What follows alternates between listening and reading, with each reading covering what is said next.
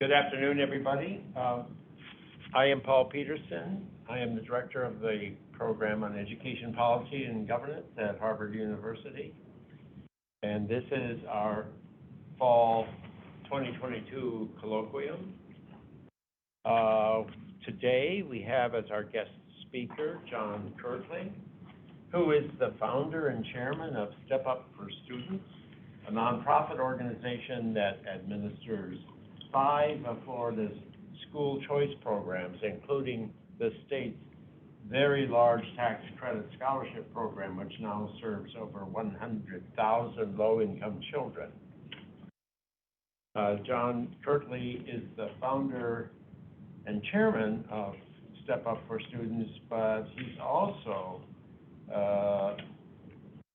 the co-chair of the Florida Federation for Children, a political entity that works to elect Florida legislators that are supportive of educational choice regardless of their party identification. So Mr. Kirtley is going to speak to us today about how Florida has redefined public education. And with Florida in the news right now, given the governor's re-election by a very large margin, it's a particularly appropriate time to have somebody from Florida telling us how the state is actually altering its educational system.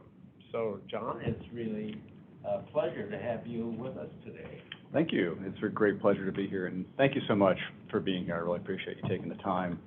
I hope what I have to say is interesting to you, and I really encourage you to ask questions as well if you want. I'll start by asking a simple question, which I love to ask people when I go around the country, and that is, what is your definition of public education? And when I was coming up in the public schools of Iowa and Florida, the answer is pretty simple. It's the public schools. That was the answer when I asked that question. But if you think about it, I think that's an old definition. Well, I like to think it's an old definition. And what you're really saying is public education is we're going to raise taxpayer dollars to educate kids. We're going to give every penny of the dollars that we raise over to the school districts. School districts are going to operate the schools in a fairly uniform manner, or try to, and then we're going to assign kids by zip code. That is public education. And we've had that definition in our country for really over 100 years, and it's worked really well for almost all kids. It worked really well for me. I had a fantastic education in Iowa, and when I graduated from Fort Lauderdale High School, big urban public high school, and terrific teachers. But in a very diverse society like we have in Florida, is that old definition going to provide excellence for every single kid? And when I say diversity, let me describe what I mean. Take Miami-Dade County, and in Florida, every county is a school district. Miami-Dade County, the district, has about 360,000 kids, K-12. And in its public schools, there are over 150 languages spoken. Incredible ethnic diversity. And then if you drive from, say, Overtown, which is a very low-income neighborhood, to Coral Gables, you see incredible economic diversity and disparity, really. And when you have that kind of diversity, is a top-down, one-size-fits-all system where you assign kids just by a zip code, is that going to provide excellence for every single kid? I'm not sure that it is. And fortunately, Florida has been on the forefront of moving towards what I like to call a new definition of public education, and that is, let's raise taxpayer dollars to educate kids, but then let's empower families to direct those dollars to different providers and even different delivery methods that best suit their individual children's learning needs. And I'll give you some examples of how we're doing that in Florida, some of which I'm sure are already familiar to you. We have public schools of choice. Schools of choice run by the districts with unionized employees, magnets, most people know them by. And I have worked with two wonderful magnets. I'm from Tampa, by the way, Hillsborough County. And in Hillsborough County, I've worked with two magnet middle schools that are, one's all girls and one's all boys. So they have a unique environment that parents choose based on that difference. And of course, you're probably familiar with, an arts magnet. Miami-Dade is amazing, that district. They have over 100 magnet schools.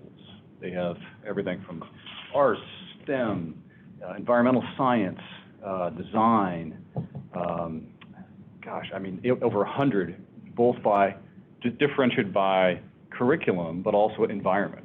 One of my favorites down there is they have an all-girls high school that they're all low income, all the kids, all the girls, they're all minority, and every single one goes to college.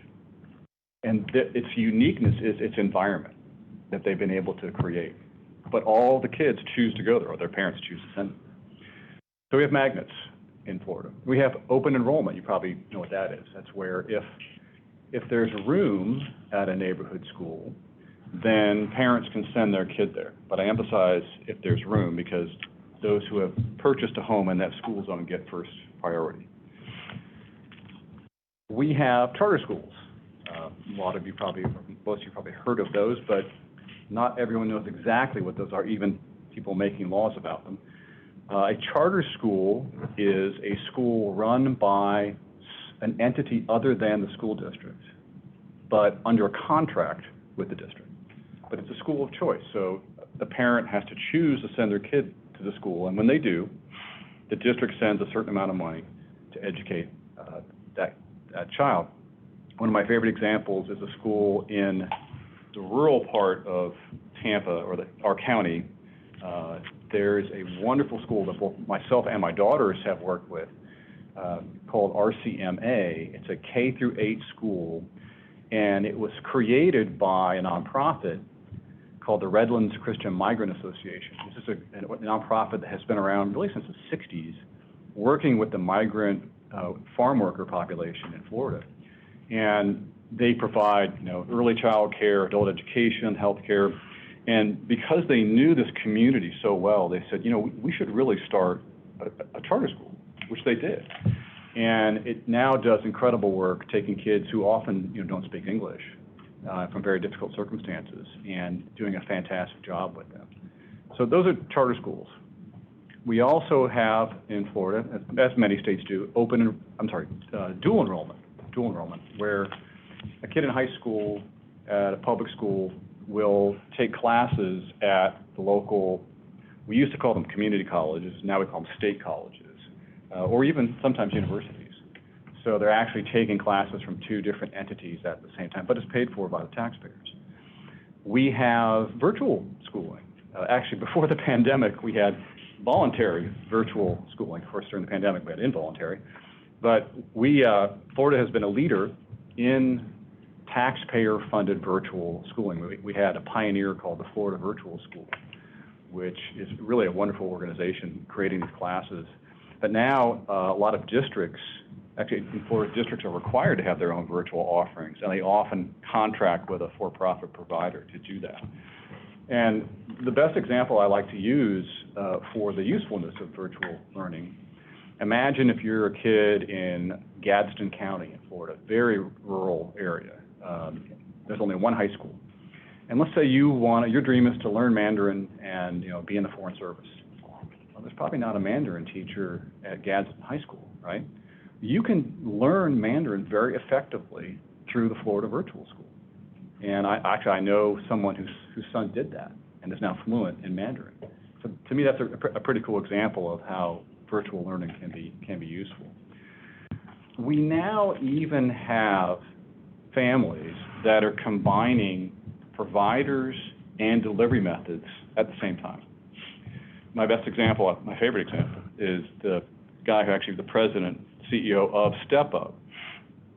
When his son was a senior, this is actually probably more than 10 years ago even, here was his first semester senior year. 2 classes at his zoned public high school, 2 classes over the internet through the Florida Virtual School, and 2 classes at St. Pete College through dual enrollment. So think about that. There's 2 different delivery methods and 3 different providers, all paid for by the taxpayers. I think that may be what we may see a lot more of in the future. And just to give you an overall perspective, Florida now has 3 million kids, K-12, whose educations are paid for by the taxpayers. And of those 3 million, just over half now do not attend their zoned district school. That really kind of blows people away when they hear that. And in Miami, the Miami-Dade district, which is our largest, but now I think it's the 3rd largest in the country, perhaps. In the Miami-Dade district, over 70% of the kids do not attend their zoned district school. Now, the biggest category of choice is district-run schools of choice in the state and in Miami-Dade. But we also have, as I said, magnets, charters, virtual. And then we have another option in Florida that has become prominent. And I want you to imagine that you are a low-income single mom in Overtown, which is a very low-income part of Miami. And you have a son who's in 7th, 8th grade, and he's going the wrong direction, right? Despite all your valiant efforts. And he is doing very poorly at his assigned district school. It's a great district school. It's an A school because we grade schools in public schools in Florida. It's an A school. It's just not a good fit for him. And you're very worried about him, and you're at wit's end. On your block in Overtown, there's a school. It's a faith-based school in a very low-income neighborhood, and it's a K-12 school.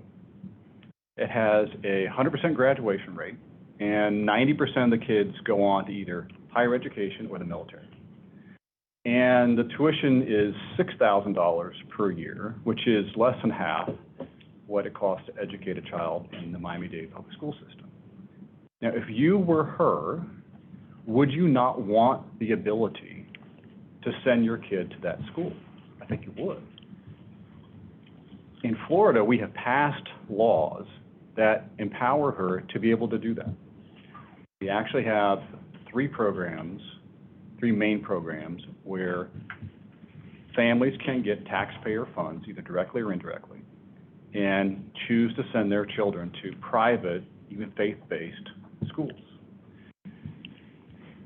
We have about 180,000 kids statewide on one income-based program or means-tested program. And the average household income of that program is $42,000 for a household of 4. 40% of the children are Hispanic, 30% are African American, and 5% are another non-white race. We have another program where 65,000 children with disabilities are on a scholarship, going to either a private school or actually curating their educations specifically for them, and I'll talk about that in a moment. Now, I want to make one thing really clear. I am not a private school advocate at all. I am a choice advocate. A lot of people have a misperception that I'm a promoter of private schools. I don't think private schools are better than public schools. I don't think charters are better than district schools. I am completely ecumenical when it comes to what kind of school you send your child to. I just want you to be able to send your child to whatever environment is best for them that will maximize their chances for success. And I just very strongly believe that, though I'm not an advocate of private or faith-based schools, there are some kids who will only make it if they're able to go to that environment. And why do I think that? Because I've met them. I've met a lot of them. I've had many, many students come up to me when they figure out who I am and say, look, it's funny, you hear it from the parents' perspective, then you hear it from the kids' perspective. They've said to me, Mr. Kirtley, I was going the wrong direction, and I was probably going to join a gang, and I'm not sure I'd be here. If my grandmother hadn't sent me to this faith-based school, it's what I needed. And I can tell you this, I would not have done well in a faith-based school when I was in high school. Fort Lauderdale High School was the right place for me. I would have run away from home if my parents had put me in a faith-based school, but for some kids, it's the only place where they're going to make it. So that's why I feel so strong that they need to be on the table. Now, private school children, there are scholarships to private schools funded by taxpayer dollars. That's sort of the cutting edge, the most controversial form of choice. And in Florida, we've faced a lot of resistance, as they have in many other states. And almost every time that the legislature passed a new bill to expand a program or to create a new program, there was a headline that this is the end of public education as we know it. I think I saw that almost every time in various newspapers. So was it? Was this expansion of choice from zero, basically, I would say in 1997, we had pretty much no choice programs. I mean, the first charter bill was passed in 96, if I recall, but it took a little while to get it set up. And magnets really didn't exist either until some other forms of choice started to appear.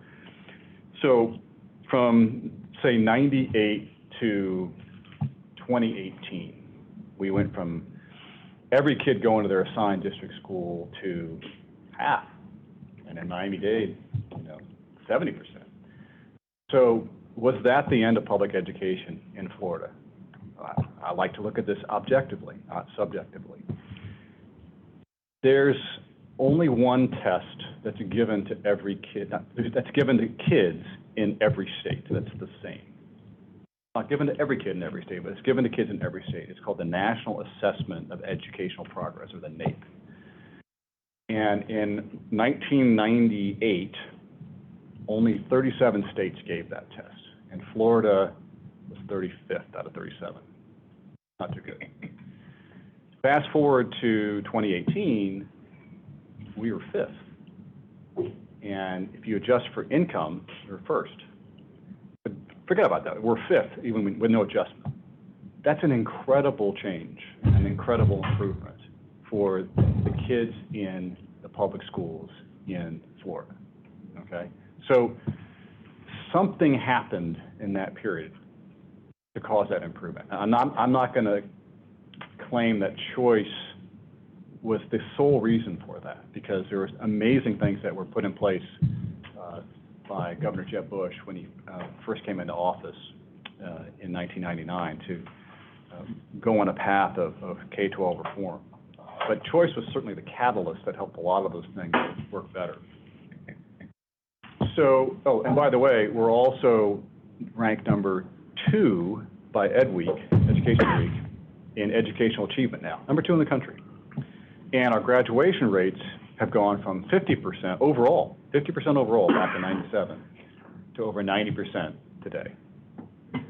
So the public schools as a whole, I think, objectively looking at it, have done better. How have kids in charter schools and in these private school choice programs done? Well, charter school students, there are studies that show that they're more likely than their public school peers to graduate high school and graduate college. And we have a wonderful study that I know Paul's familiar with by an institute called the Urban Institute. It's kind of a left-of-center group, even, perception-wise. They did a very comprehensive study of the kids in the private school scholarship program, and they discovered that the kids on the program were going to college at 43% higher rate than their public school peers, and graduating from college at a 20% higher rate than their public school peers. Now, this is during a time when achievement in the public schools was getting better and better. So while that's happening, the kids in the choice programs were doing even better than their public school peers. So everybody was winning. And then there's even a study that shows specifically that the more a district school had competition from this one private school scholarship program, the better the kids at that public school did. So the private school scholarship program was a direct effect on improving the performance of the public schools in our state. Has it hurt the public schools financially, which some will claim? Well, this one's a pretty easy one for me. The average scholarship amount is about half of what we spend to educate a child in the district schools. The average scholarship is about $7,000 per kid, and the average spending in Florida in the districts is about, last time I checked, about $13,000, $14,000. We have, as I said, about 250,000 kids on the private school scholarships altogether. So if the programs went away, as some want them to do, all of a sudden you'd have to find spaces for 250,000 kids in the district schools. And they're not all spread out. They're often concentrated in areas of poverty. So that would be very expensive, probably a few $1 billion, if not more. And then we'll have to spend more to educate them. So yeah, it's been a pretty good deal for the taxpayers, to say that much. And then finally, programs, particularly the private school scholarship programs, have turned many public school teachers, many public school educators into educational entrepreneurs. This is one of the most encouraging things that I've seen. Now, why is that? It's because now even the poorest parents can bring with them funding by enrolling their child. So even in the poorest neighborhoods, you can have a teacher say, you know what, I'm gonna start a school, and it can happen because even the poorest families have purchasing power. And I could give you 100 stories off the top of my head of amazing situations where teachers have started schools, but I'll give you just two. In Orange County, which is Orlando, the Orange County principal and one year and teacher of the year another year. She had nothing against the district. She's like, I understand exactly why we do what we do, but I want to do something different. And I'm worried about how African-American boys are not getting all that they need. I think that some of them need a faith-based environment. So she started her own school, and she now has about 100 kids. Probably 90% of them are on scholarship. The other 10% are mostly the children of public school teachers who know how good she is, and they want to send their kids there. Another favorite example of mine in Broward County, there's at the oldest African-American church in Broward County, which is over 100 years old, about 10 years ago, maybe less, they got a new minister. He came from Chicago, so he was very attuned to the challenges that black boys were facing. And he decided to start a school at this church. And it just so happened that the whole state, the Florida public school principal of the year was a member of his congregation. And she started the school for him, and they now have about 100 kids. We see this all over the state. So if choice has helped public school kids in Florida, it's helped the kids on scholarship or the kids who go to charter schools.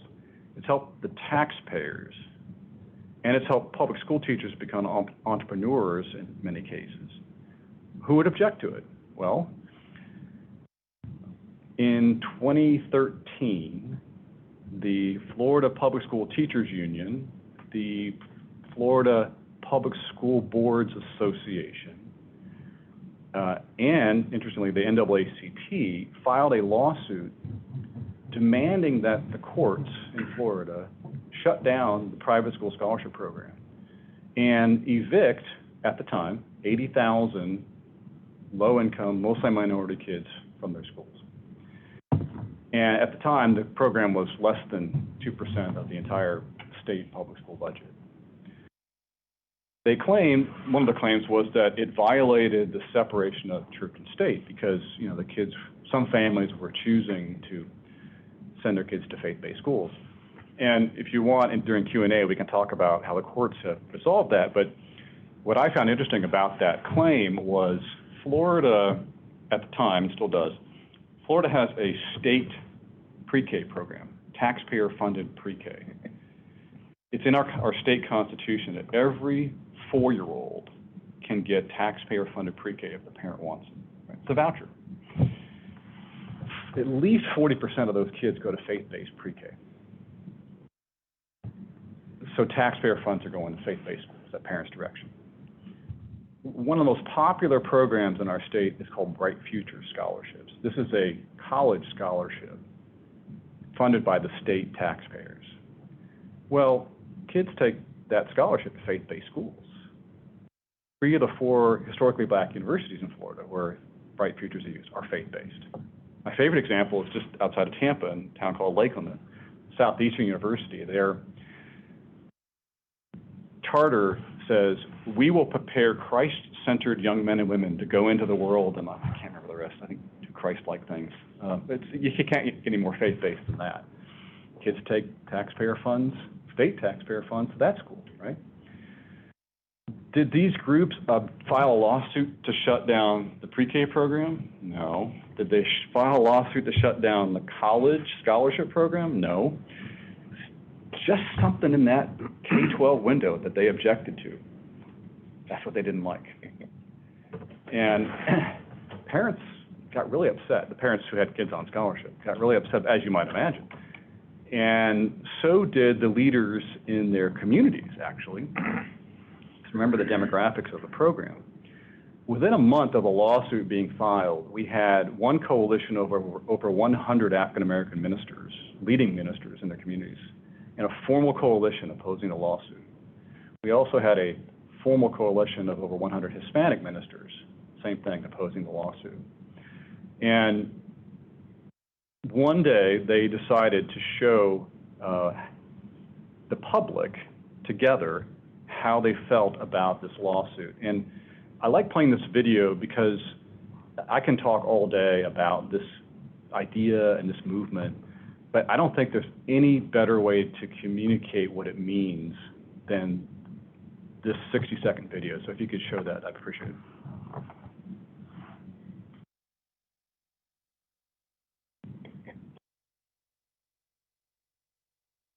The Florida Teachers Union is suing to end the Florida Tax Credit Scholarship. That would evict roughly 80,000 low-income, mostly minority children from schools where they are succeeding. Most of the recipients are from Florida's poorest neighborhoods. Scholarship parents and children from around the state came to the Capitol. There are 10,527 people here this morning. And our message is simple. Drop the suit.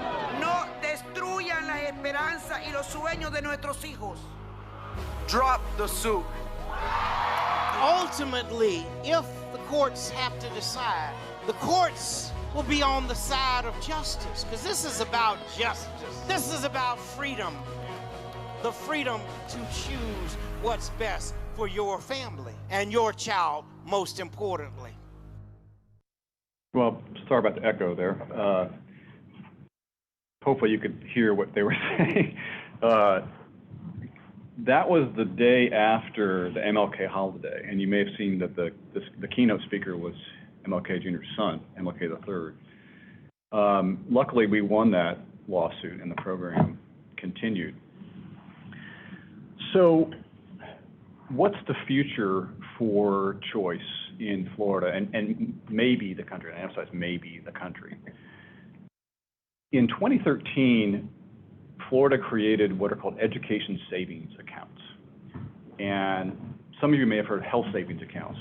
An education savings account is a state program in Florida where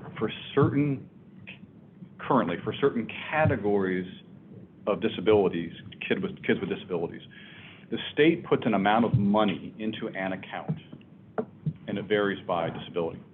And then the parent can use that money in that account to do various things regarding their kids' education.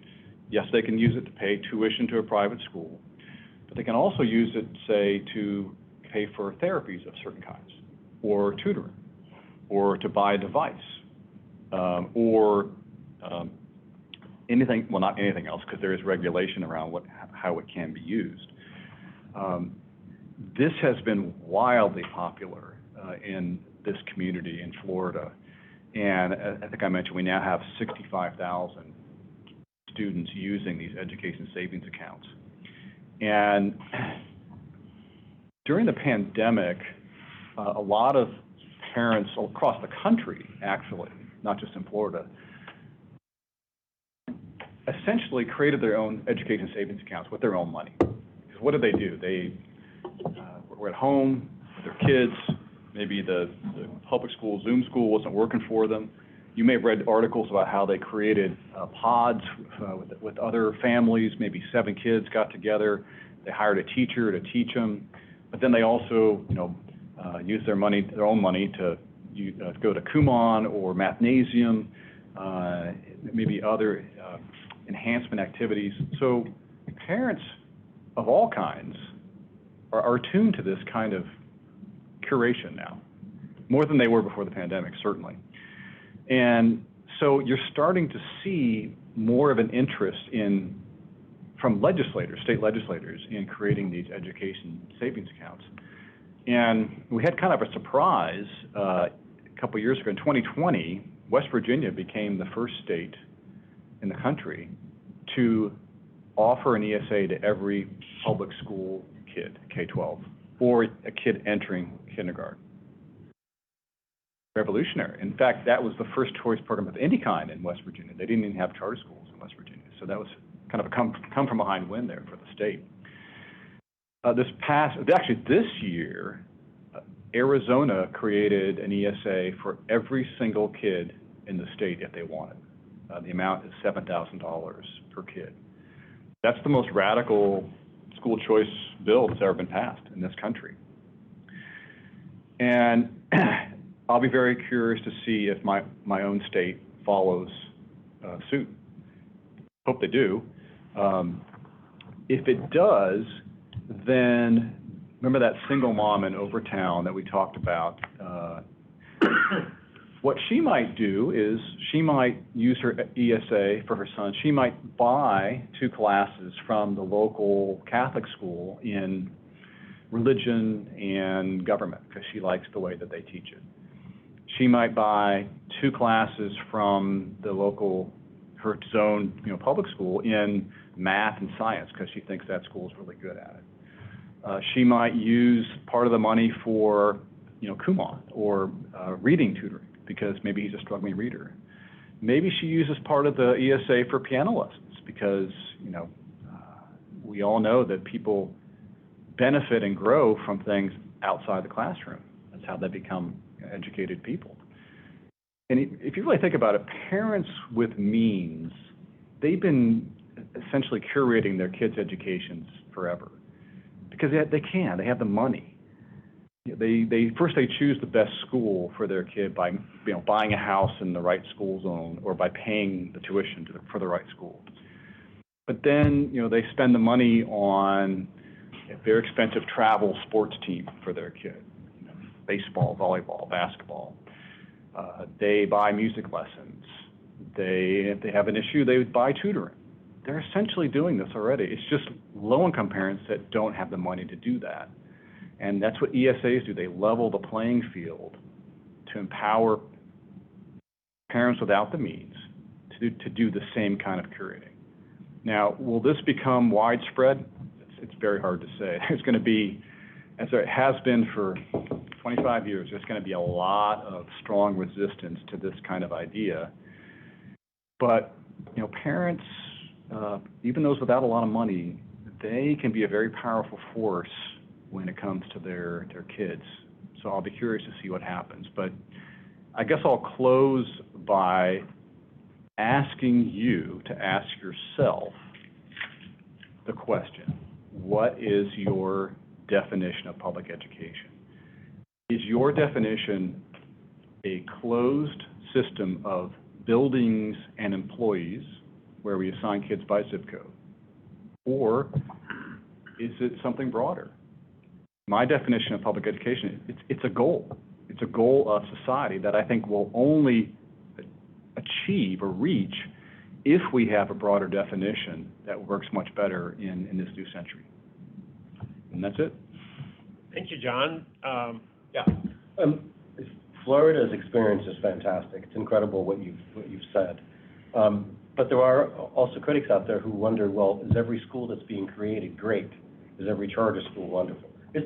What's the system in Florida to sort of make sure that, these schools are appropriate, that they're checked on? Because they're not public schools. Is there the same system? Well, of course, thank you for the question. The charter schools are public schools, of course. And there's a continuum of, first of all, there's two kinds of accountability. There's market accountability, and then there's regulatory accountability. Regulatory accountability is creating laws or rules that govern the operation of the schools and forcing them to do things. That's regulatory accountability. Market accountability, obviously, is parents choosing to send a school there, which is a different kind of accountability, but also necessary. So the key is finding the right combination or the right place on the continuum between regulatory accountability and market accountability. In my opinion, generally, district schools have too much regulatory accountability. This is just my opinion. They're forced to do too many things. And you can only produce so much excellence through regulatory accountability. You have to give, again, in my opinion, teachers and educators enough freedom to be creative, to produce excellence. So, in my opinion, in most places, maybe even Florida, the district schools have too much of the regulatory accountability. Now, on the other end of the spectrum, there are some states that have choice programs that have almost no regulation. I don't agree with that. There are those in the choice movement that disagree with me and think that there should be very little regulation. In Florida, we have quite a bit. On the academic side, schools who participate in the scholarship programs must administer either the state test that's given to the kids in the public schools or a nationally recognized norm reference test that's approved by the state DOE. Is that true also for the private schools? Yes, the private schools that participate in the scholarship program, they have to test the kids using a state-approved test, and they have to send the scores of the kids to a university, in this case is Florida State, and every year Florida State issues a report showing how the private school scholarship kids are doing down to the school level. So you can go, without violating FERPA or privacy laws, so you can go online right now and say, that school down the street, that faith-based school that takes scholarship kids, I wonder how they're doing. And then you can go see, and that's very helpful if you're a parent trying to figure out where to send your kid. Also, if you're a private school participating in the scholarship programs, in Florida, you have to have every single employee that's going to come in contact with kids go through the same background checks as they do in the public schools.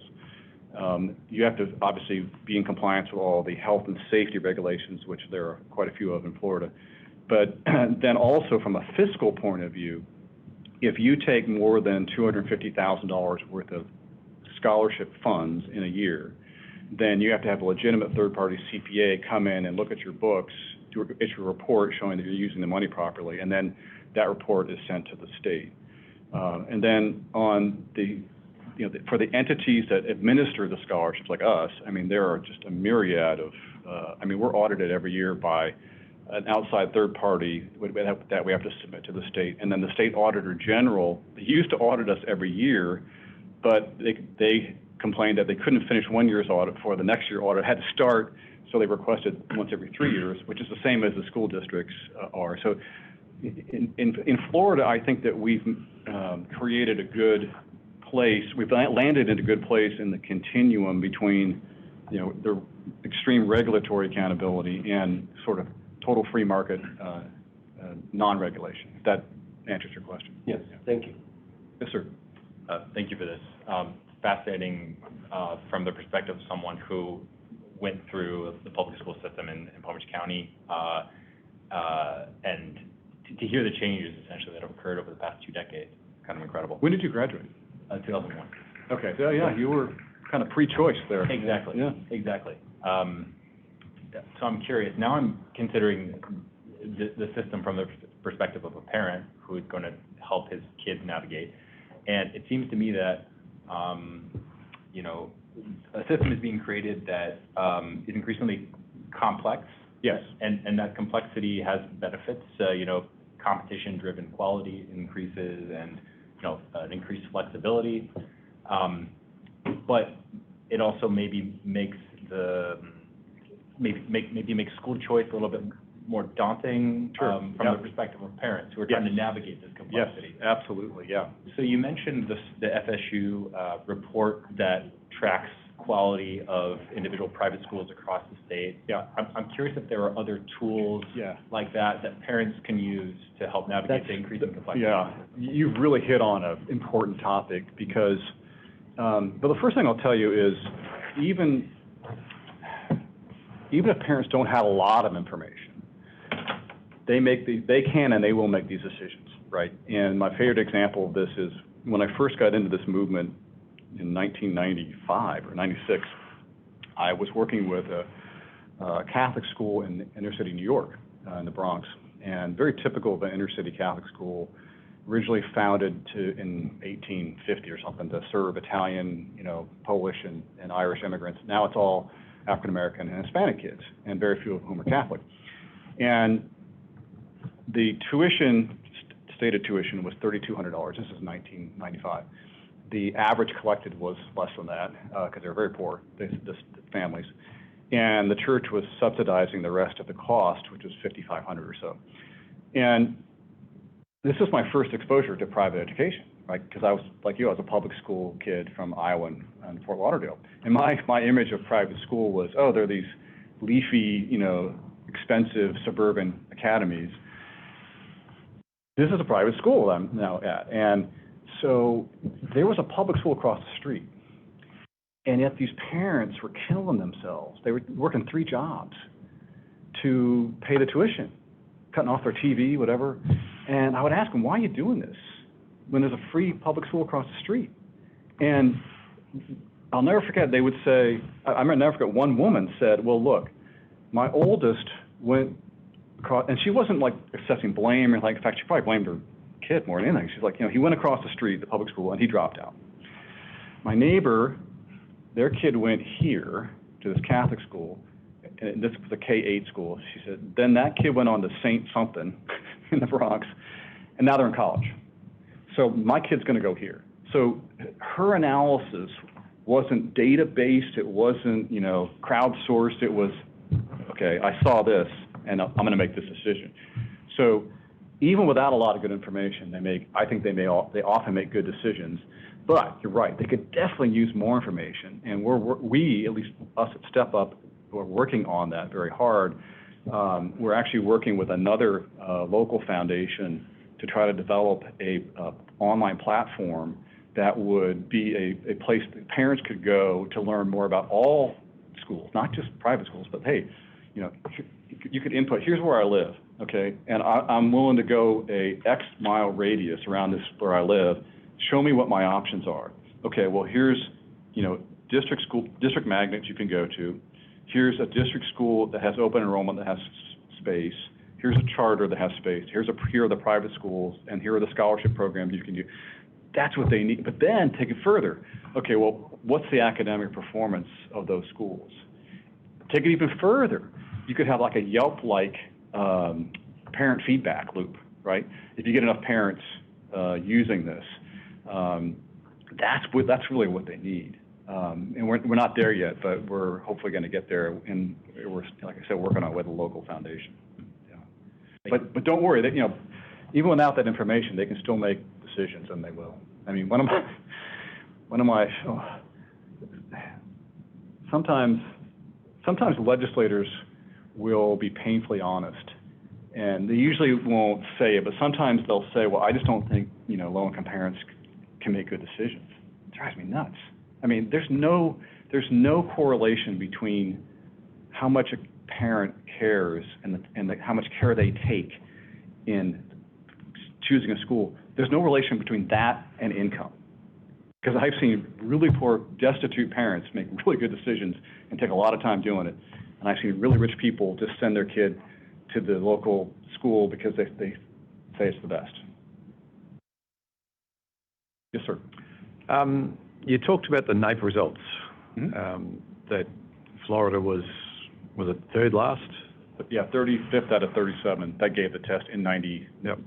And then went into essentially, the best in the country, or fifth, not adjusted for income. Yeah.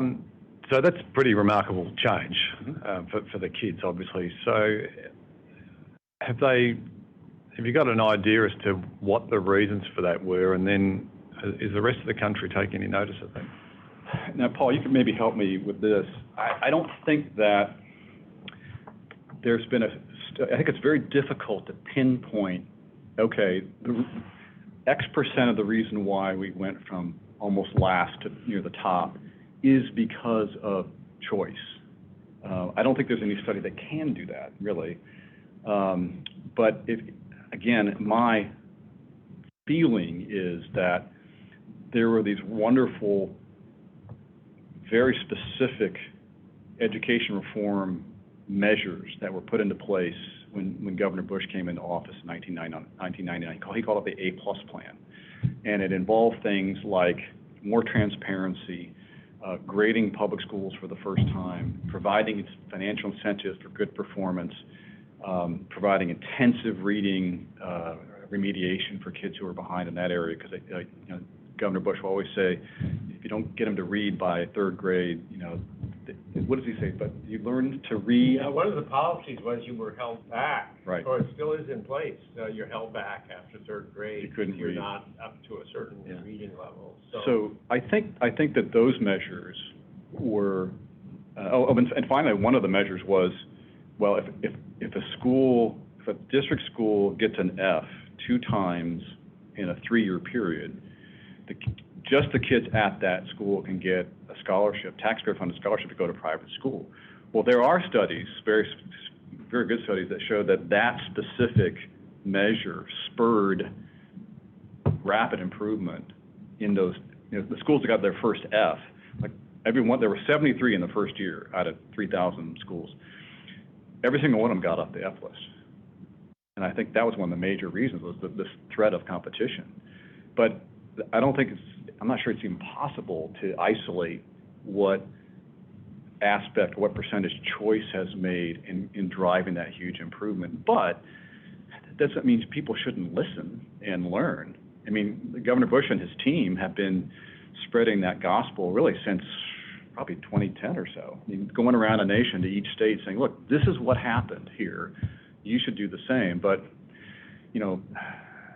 making legislation happen in different states is very difficult for a lot of different reasons. Yeah, probably one of the reasons why it's difficult to introduce reforms in other places that seem to be successful in a particular place is simply because showing that is really difficult, and there's all kinds of counter arguments as to what really could be going on. So in Florida, there were all these reforms that were introduced that John just referred to. So was it the accountability undertakings, which were quite extensive in Florida, or was it the reading program? Is it the fact that the Hispanic population has been improving rapidly compared to other groups in the country, and it's a very Hispanic. But our African American kids have also made tremendous improvement over the last 20 years. So it's not just that. I mean, but it's funny, even in our own state, you rarely read about this success. You just don't. In the local newspapers, you don't read about us being, in the top 5 in the country, or being number 2 by Ed Week. And I just wonder whether it's counter to a narrative that those who are in charge of those media outlets, want to portray. I don't want to. I hope that's not true, but I just wonder. People tend to write about the things they want to write about if they're in the news media, Right. I think. Yeah. Well, they're in a business too, and they have to get the clicks that they need to stay in business, so. So, One question online. Yes. This is from Kelly Betty. One parent-friendly innovation would be to be able to apply to multiple charter schools at once. Do you think that there is a future for common applications for charter schools in Florida counties?